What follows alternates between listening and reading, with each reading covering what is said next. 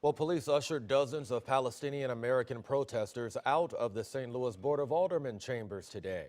Demonstrators disrupted the meeting in an outrage over a resolution supporting the Israeli military. Our political editor, Mark Maxwell, joins us in studio. Break down what happened here, Mark. Brent, when Palestinian Americans living in St. Louis heard their city leaders could send a message to Congress or the president about that war raging in their home country, they showed up in droves to make their voices heard. This is the room where aldermen typically consider mundane policies about speed bumps, zoning, or housing. 33 puts in more stringent. But on this day, and it's a conversation that nobody wants to talk about. One of the world's most protracted conflicts boiled over at City Hall.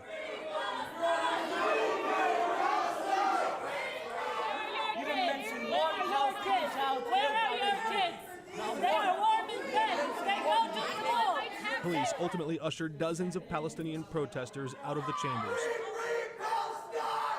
After the clerk read Alderman Tom Oldenburg's resolution into the record. The Board of Aldermen stands in solidarity with Israel as it defends itself against the barbaric war launched by Hamas.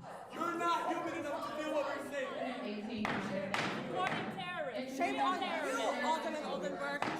He mentioned the barbarism and the heinous crimes and the terrorist Hamas, but he didn't once mention the Palestinians killed by the Israelis. He even went as far to mention the Palestinians killed by Hamas, but he didn't mention the Palestinians killed by Israeli. The words alone would have been just that, words. We don't really have what you think the power to do this. But those words were powerful enough to open wounds. There's been a lot of tragedy in our community. Some old and some new. I know one person here in St. Louis who lost 14 members of his family in Gaza.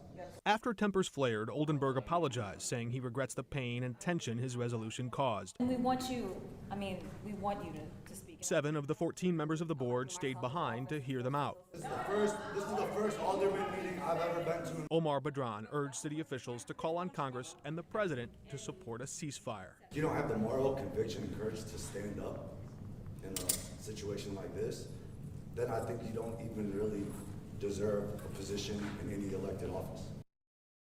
3 separate resolutions express varying degrees of support or sympathy for Israel and civilians killed by Hamas and Israeli fighters in that area. Those resolutions advanced to a committee where members of the public can soon come and testify about how those messages might impact them and their families. Also, Alderman Oldenburg said today's eruption caused security concerns in the chamber, something he laid at the feet of Board of Aldermen President Megan Green. Here they are, living here in America, working here in America, working for Homeland Security.